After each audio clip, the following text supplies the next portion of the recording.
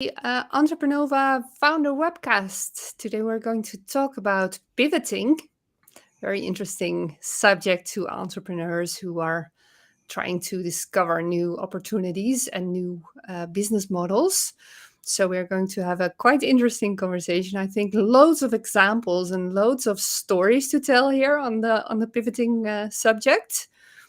So welcome, Tom. Good to see you. Good to see you too. I understand it's a little warm where you're at right now. You're kind of getting some of the American heat in the Netherlands. So kind of you came in and you actually had a little sweat on your forehead. So Yes, it's quite warm, but finally, because we hadn't really had any heat this year yet, so that's a good thing to have a little bit of summer still. yeah, you've had a sort of an opposite summer. We were hot and dry early on, and now it's started to get a little bit more cool and wet. So yeah, so everything kind of cycles around, I guess. So Yes, yeah, I guess, so I guess. pivoting. Do we want to introduce ourselves first again for people that haven't been on? Yeah, maybe just for a second, a very brief introduction. You want to start? Yep, I am Tom Clement, and I'm an assistant professor of management and entrepreneurship at Minnesota State University in Mankato, Minnesota, and we're just about an hour south of the Twin St. Paul, and I'm entering my 21st year teaching entrepreneurship. Inge? Yes, so my name is Inge de Dreu. I used to coach a lot of entrepreneurs. I used to teach entrepreneurship and innovation. And right now I'm dedicated to my own company, which is called Playground for Entrepreneurs. It's a serious game to be used by coaches and educators in the classroom. And it is empowering people to play with entrepreneurship and to get more original and collaborative ideas about their business. So it's a lot of fun. So let's get into our subject for today, pivoting. So you have a great definition of pivoting, I think, Tom. Do you want to share that with us? I sort of use the basketball analogy. So a pivot in basketball is obviously a move that you can make as a player. So when you have a defender on you, you can pivot away from that defender. And what I usually just tell my students is pivots create options for entrepreneurs. That's really what a pivot is for. And that said, I mean, the pivot along with things like the minimum viable product are sort of linked to the lean startup content that we hear about a lot, although we've been doing pivots for forever in business. Businesses have been pivoting forever, but it sort of got linked to the whole lean startup phase. And it's kind of a misunderstood concept. I think a lot of entrepreneurs think that a pivot, you pivot because you made a mistake or because you messed up somehow as a business owner. That's not necessarily the case. Now, certainly you can pivot away from a mistake as well. Maybe you tried something in your business, a particular marketing tactic or whatever, and it didn't work, and you can certainly pivot away from it. But usually it's just that you've scanned the information that you have about your company thus far, and you've realized that there's a segment of your company or a segment of your business model that is perhaps more lucrative or more popular than others. And you decide to go down that. It's sort of like coming to forks in the road. Yeah. A number of them, not just two Yes. forks, but a number of forks in the road. And you're choosing the right fork to go down as an entrepreneur, and that can be challenging, but it's also kind of a misunderstood concept. Yeah, definitely. Definitely. It's not about giving up, right? It's not about changing your business model completely to something completely of a different subject. It's about really changing directions. You can pivot towards a better opportunity. You can also pivot away from a business model that's not working for one reason or another. Maybe it's not viable, right? Maybe it's not Right. making you enough money. That's a reason to pivot, but also you can just find a better opportunity. You can find a very enthusiastic market segment somewhere that you didn't expect, and you can decide that that's going to be your business from now on, or maybe both, right? So And it gets back into that discussion we had in our last webcast about viability and feasibility. Yeah. You know, and the difference between the two, the can we do it versus should we do it. And you know, one of the feasibility things that I think about sometimes when I think about a pivot is those individuals that are familiar with Napster.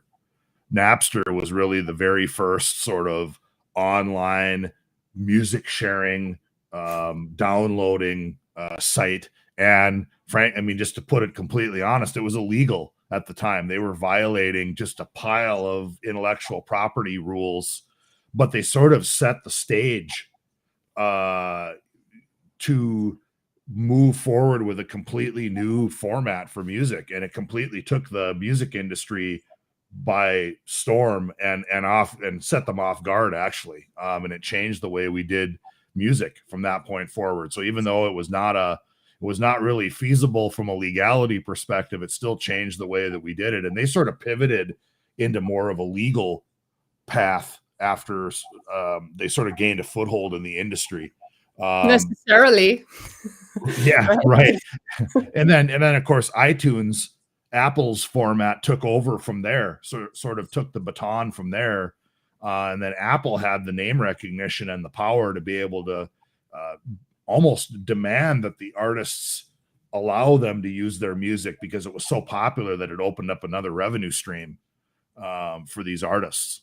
And you know, a few resisted it for a while, but now it's just the norm, and that's just the way music is. So Yeah. you had a good example of a small company that you had talked to me about earlier, and talking about a pivot. Yes. So this was one of the first teams that I actually coached as an entrepreneurship coach. This was back in 2012, I think, late 2012. It was a starting company, two guys, and they wanted to set up a beauty salon service in Bogota, in Colombia. Now, Bogota is a big city, right? So we had to kind of choose, because beauty salon services is very big. So we went for manicures, right? Not to have the beauty specialist carrying around with all the tools and all the things that they use in beauty salons. So their business model was that this lady, this manicurist, would come to your house. They would do the manicure, and they would go on to the next customer. So the customer segments that made sense was women who are at home, who want their nails done, and who have enough money to pay for it, right? So stay-at-home women, married women very often, who wanted their nails done. So we went and we talked to these women. And it turned out that this was their plan for the day, right? Every week they would go to the beauty salon and they would enjoy that plan for the day. They would take basically all the services of the beauty salon, not just manicures, but a lot more services. They would know the specialist, the manicurist that was attending them. They would watch TV together. There's always a TV in Colombian beauty salons. They would gossip together. They would have a good time, right? She would spend all morning in that beauty salon.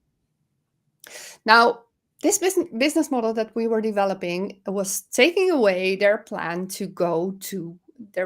for the day to go to the beauty salon, and it was making them pay more because the service was going to be more expensive because of the cost of getting the manicurist to their home, right?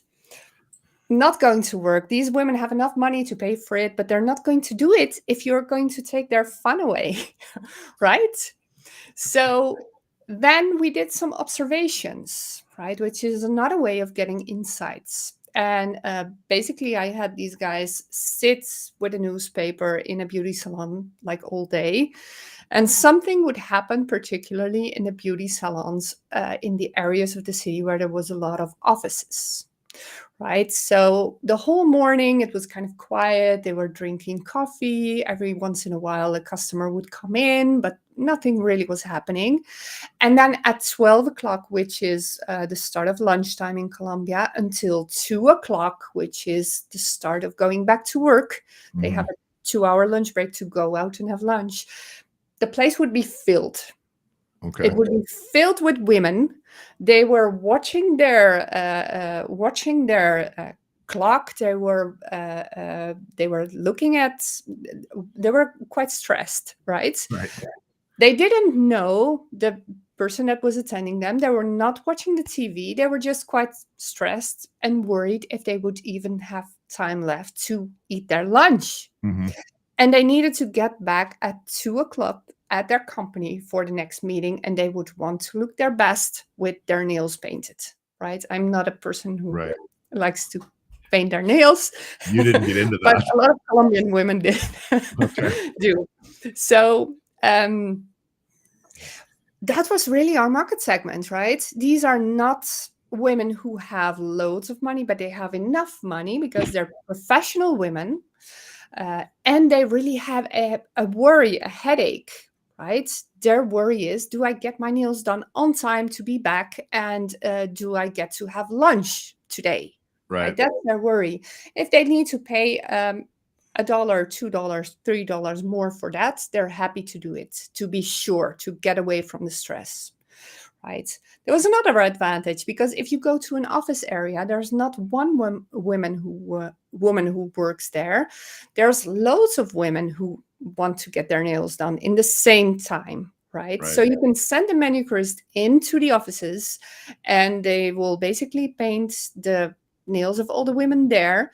So there's no transportation cost because the manicurist is already there. So at the same time, they would save cost.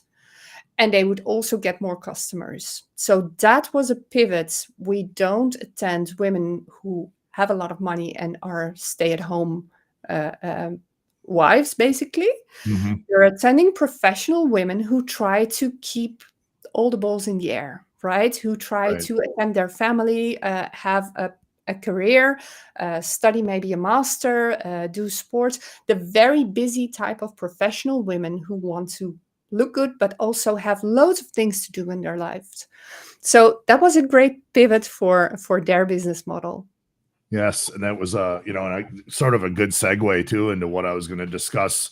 There are soft pivots in businesses where you're running a business like the manicurist and you're dealing with a large group of clientele and you make the conscious decision to focus a little bit more narrowly on one particular customer segment. That would be a relatively soft pivot. Another example of a soft pivot would be Netflix. When they transitioned from renting DVDs essentially to streaming, and they actually did both at the same time for a little while. They were still in the movie space, they were still in the video and the visual content space, but they just transitioned the way that they were delivering it to their customers. Whereas a hard pivot is a really significant, noticeable change in the direction of a company. Like you're going one direction and all of a sudden you're going someplace almost completely different in some ways. And as you can imagine, not all hard pivots work real well. There's been some successful ones. Twitter would be an example of a successful hard pivot where they basically started off as a podcast platform and then sort of pivoted to this kind of microblog concept. LinkedIn would be another example where they started off as an online dating site and basically, pivoted over to more of a professionals networking type of site. But there were some really bad hard pivots. New Coke, we've all probably heard the story about New Coca-Cola back in 1985, where they took a very hard pivot away from their original formula for Coca-Cola and over to this new flavor that was supposed to compete with Pepsi. And that was an instance where they were using a lot of third-party market research data and they just saw the market changing. And honestly, and this isn't a very business term, very much a business term, but they kind of just freaked out, and sort of lost their mind for a little while and made some really bad decisions. The thing is, what's also so impressive in the case of New Coke, I find, is that these are smart people, right? This is an existing company, a very big company, one of the most recognized brands in the world for a very long time. It's been one of the most recognized brands in the world. These are not stupid people, right? These are smart people, right, who have a lot of responsibility for their brand, and still they make that wrong decision. It's like they turn blind, right? How did it happen? How could it ever happen? Because it's not just hindsight, just at the time it also didn't make sense, and still it happened, still they decided that. Right. So I think the psychology behind that is really, really interesting, because it's just such a an obvious and complex case at the same time. Well, I was distracted for a second because I was looking up the title and the author of a book. There's a really great book that I read a long time ago called Why Smart Companies Do Dumb Things. And it's avoiding the 8 common mistakes in new product development. It's written by a gentleman named Calvin Hodak. And that's a book that talks a lot about sort of the new Coke mistakes that companies make. And it's a really interesting book, because you look at these really smart companies that have been around forever. And again, they should have the world by the horns, because of their intellectual property and their brand and all this stuff. And they just completely make just a blunder. Another example was Gerber baby food company decided to try to get into adult food, basically, like almost like baby food for adults. and it was a disaster, because the brand, and he wants to eat crushed up, gross, soft baby food. Babies don't care because they're not refined eaters yet. But that was a pivot. That was a really, they called them Gerber singles, and they were a complete disaster. J.C. Penney was another example. After 2008, when the economy sort of went on the blink for a while, a lot of companies were struggling, and particularly big retail, big bricks and mortar retail. Right around 2011, J.C. Penney, which is a great old American, department store retail type company, hired a new CEO named Ron Johnson, who had worked previously for Apple and was sort of considered a kind of a retail visionary.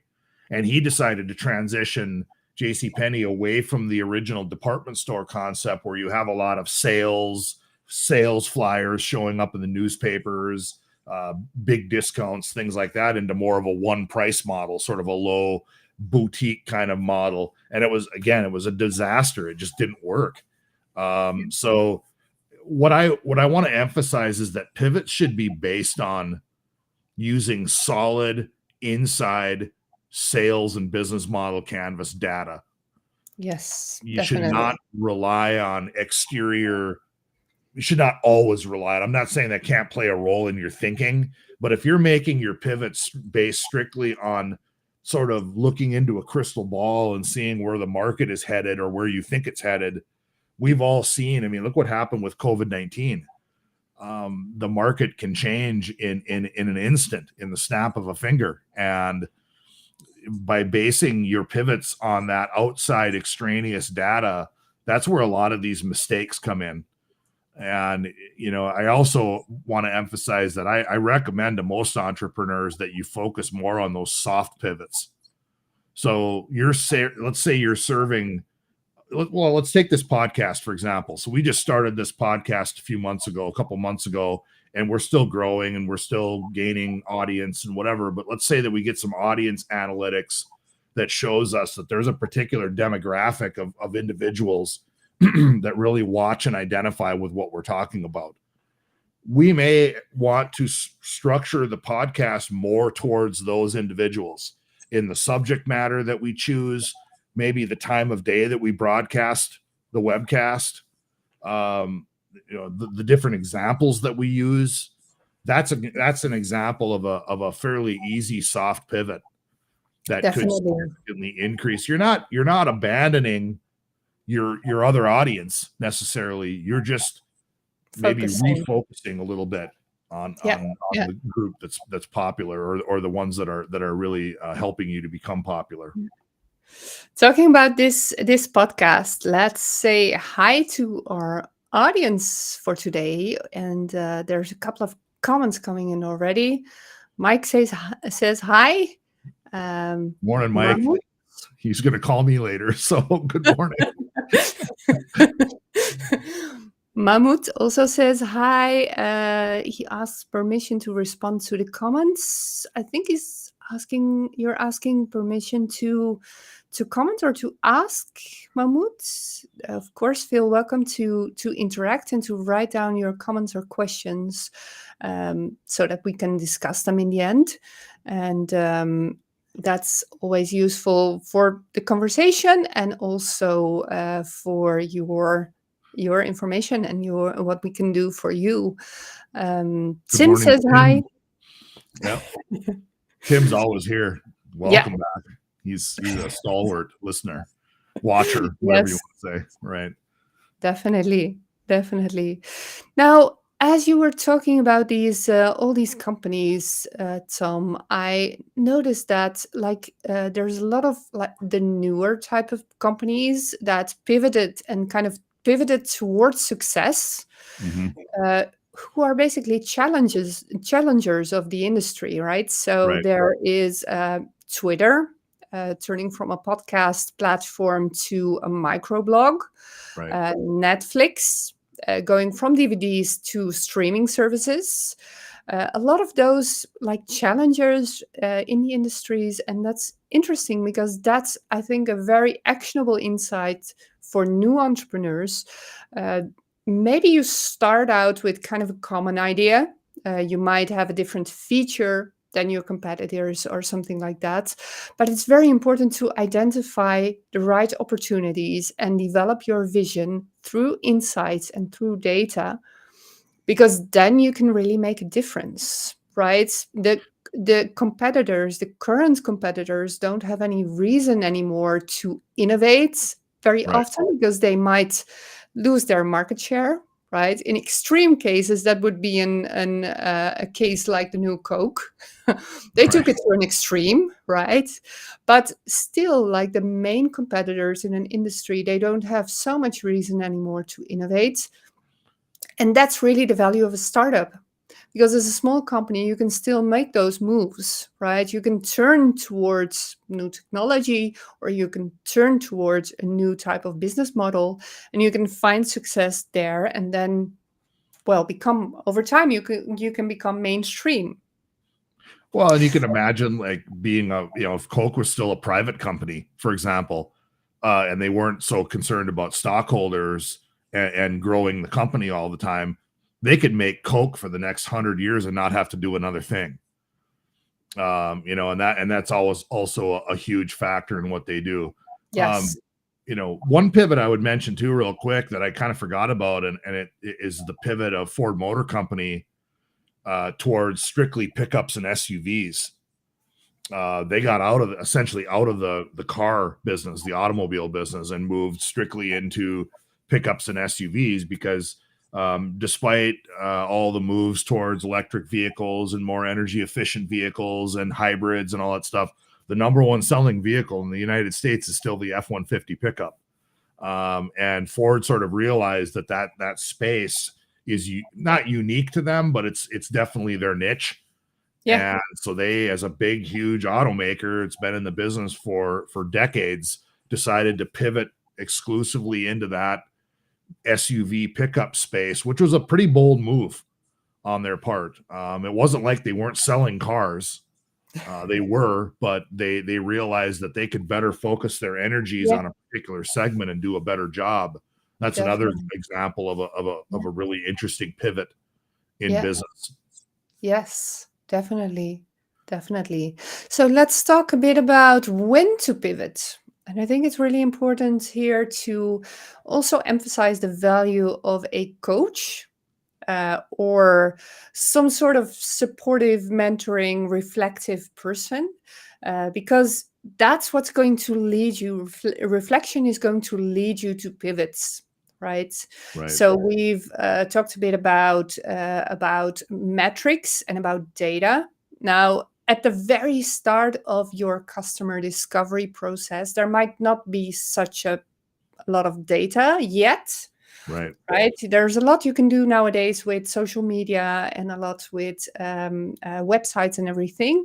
But still, there's also going to be a lot of qualitative data, just talking with customers, getting your insight and creating your vision from there. And a coach can really help, because sometimes in Colombia, we have a saying, the eye can't see itself, right? So Yes. you need somebody out from outside to sometimes kind of shake up your project, shake up your world, because sometimes it's very hard to see like the general overview, the very big strategic decisions, and where bigger opportunities can come into place. That was one of the things I really noticed when I was working with all those startups in Colombia. The quality of the coach is really a game changer. The quality of the person helping, and it's not so much about the ideas of the coach, because the coach doesn't necessarily. I used to go with my entrepreneurs to do customer discovery, but a lot of the coaches might not have time for that.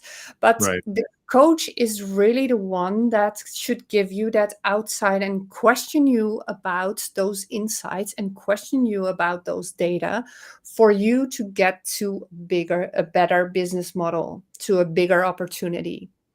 Right? So that's going to shake up your business model. And that's the difference that a coach really can make.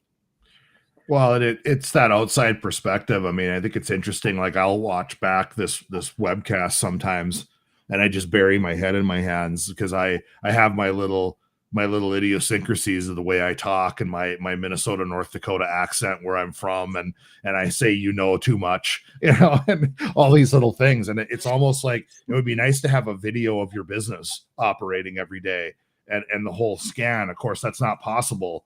But an outside set of eyes, like you said, can help the entrepreneur to identify, this might be an area that you want to look at maybe pivoting to or putting some more emphasis on, because it's really hard to see that when you're immersed. I mean, the metaphor I've always used with my students is, if I take somebody and I drop them off in Midtown Manhattan in New York City, you look up, all you see is tall buildings around you. It's very hard to see. But if I put them up in a helicopter, they can see a lot. They can see the whole city.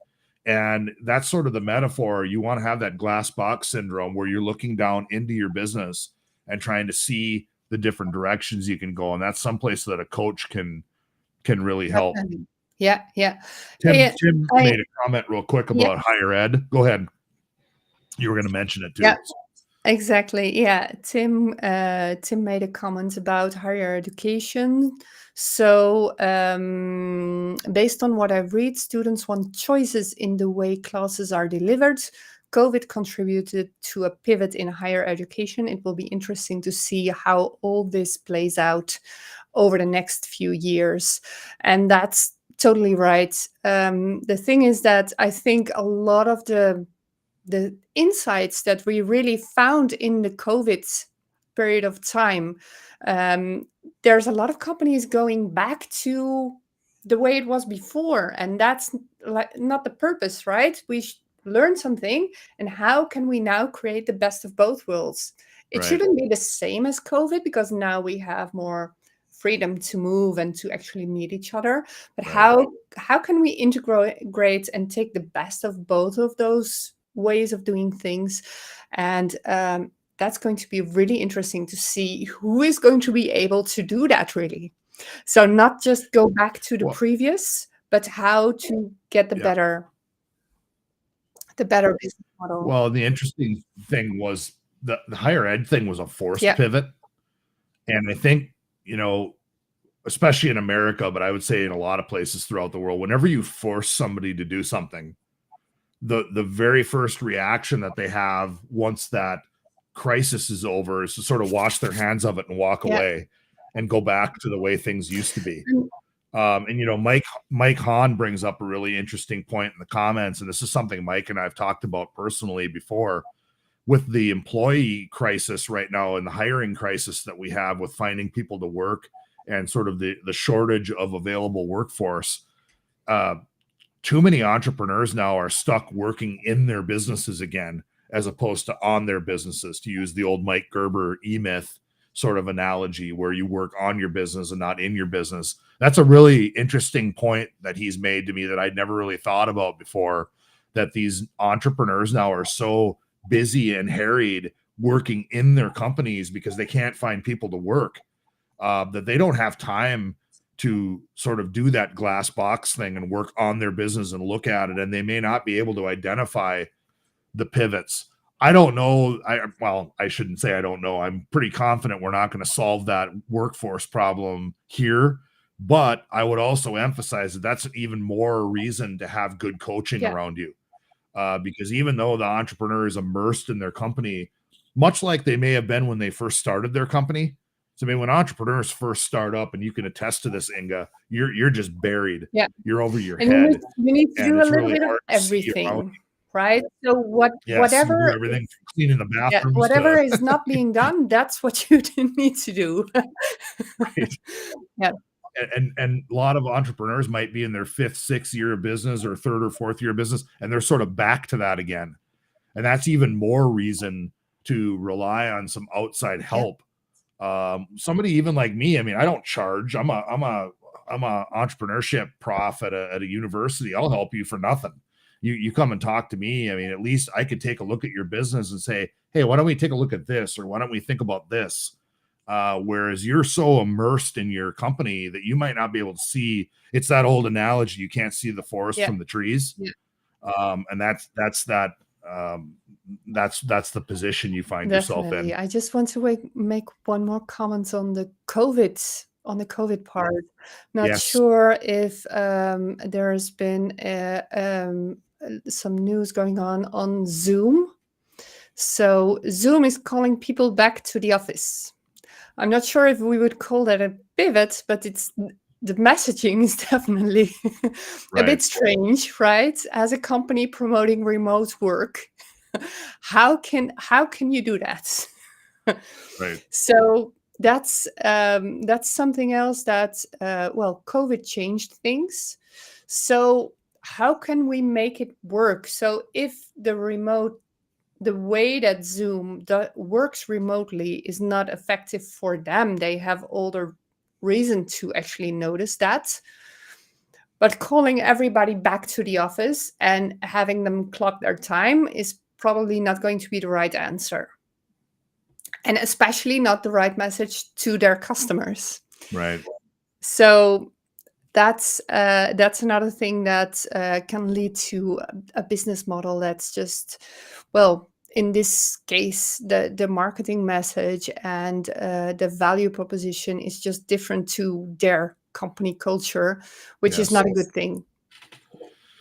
Yeah, it'll be interesting to watch that play out and see what happens there. And it could be another one of those corporate blunders that ends up being an article somewhere down the road about what not to do. In those situations. Yes. Looks like we're out of time again. We use up our half hour in a hurry, don't we? Definitely. So yes, it's been interesting to have this conversation. There's just so many cases and so many pivots worth mentioning, really, and so many actionable things you can do with pivots. So I hope this answers some of your questions and gives you a bit of insight into this pivoting theme, just because it can generate so much value and so much innovation into business models, which I think is great. Well, and for educators, coaches, entrepreneurs, it's not always easy to think of some of these examples. So watching a pivot happen, or at least seeing it in real time, even if it's retroactively, is a lot easier to envision. Hey, maybe we could do something like this with our business down the road, or maybe we can show an entrepreneur how to do this the right way or the wrong way, so they don't make a mistake. Down the road and pivot too hard or pivot too late. So there's a lot of different things there that they can learn from that. Definitely. Excellent. So great. It was interesting to have this conversation. Yep. And we hope to see you in the next one. If you have any questions or comments, do let us know in the chat. We will answer those and read those back. So it was great to have you all here attend this session. Yeah, and join us again in a couple of weeks for another edition of the Entreprenova Webcast. Definitely. So thank you for attending again, and have a great day. See you at the Yeah, next have a good one. rest of your week.